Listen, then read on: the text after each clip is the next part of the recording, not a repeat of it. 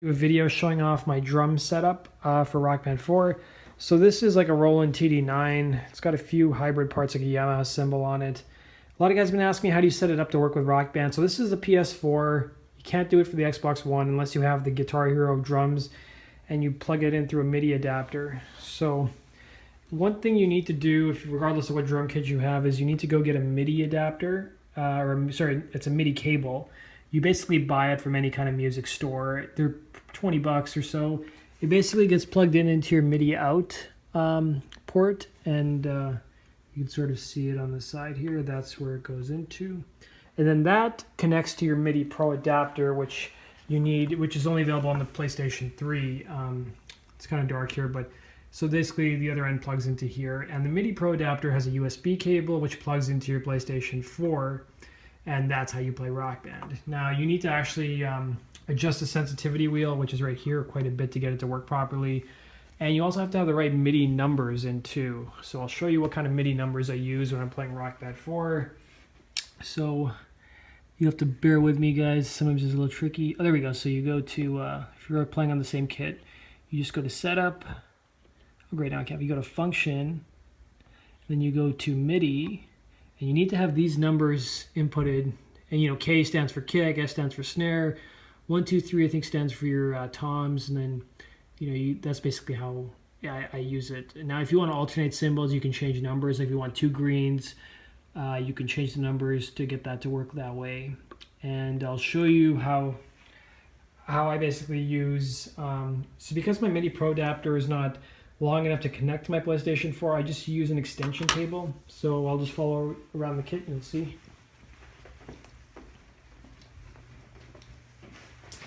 So I have an extension cable here. This is my MIDI Pro adapter. This is plugging into the extension cable, and it sort of just runs along the way.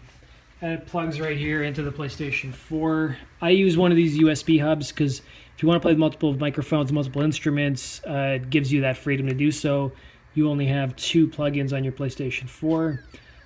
So that's basically in a nutshell. If you guys want to see how I'll show you also, I guess, how I also plug in my sound system, because I don't believe anybody should play Rock Band using no headphones. I think you should play the game using headphones, and I use a Logitech Z906. So this is a subwoofer, and on the back of the subwoofer, I plug in my PlayStation 4 using an optical out cable. So there's like this little optical out cable in the back. Plugs in from the PlayStation 4 into here, and then what I do is I usually want to play my drums with headphones, so I'll usually plug it into the console here, and then it routes all the audio through the headphones, which is really cool because then you don't hear the actual hitting of the drums, you just hear the game audio and then the drums layered on top of that. So basically the way that works is that if I want to bring the audio from the game into my drum kit, I run a cable which basically goes from my subwoofer right here, and it goes all the way back to my drum kit. So I'll take you guys back to my drum kit now. Very exhausting video. So that cable runs all the way from my subwoofer, and it comes in right here. So this is a splitter. This comes into my mix in port. So it brings all of the game audio. So when I'm playing with my drums, my headphones on, I'm hearing the actual in-game music, and then my drums are layered on top of it. Now you're wondering, why do I have a splitter? Whenever I'm playing with friends, they want to use headphones too, so this gives them the ability to use headphones, but they don't have to hear my actual drum kit, which is great too. So this is actually routed to a Microamp. This is pretty cheap. It's like 20 bucks. It's a Behringer Microamp. It has 4 ports, so you can have up to 4 headphones plugged in, and each headphone jack has like a volume control. So you can adjust your volume individually without impacting anybody else. It works great. The cool part is, the only thing is you need like 4 pairs of headphones. And I like to, you know, if you're gonna have friends over, you should have some good headphones that are long enough. So that's basically my setup in a nutshell. I hope I don't have to do another video. I think I've made 2 or 3 already. The last thing I'll show you guys is that when I'm playing, I also like to sing. So I have a boom mic stand, which is what you see here. It works really well. I mean, you can adjust it here, and you can adjust the height. It actually does go quite a bit higher.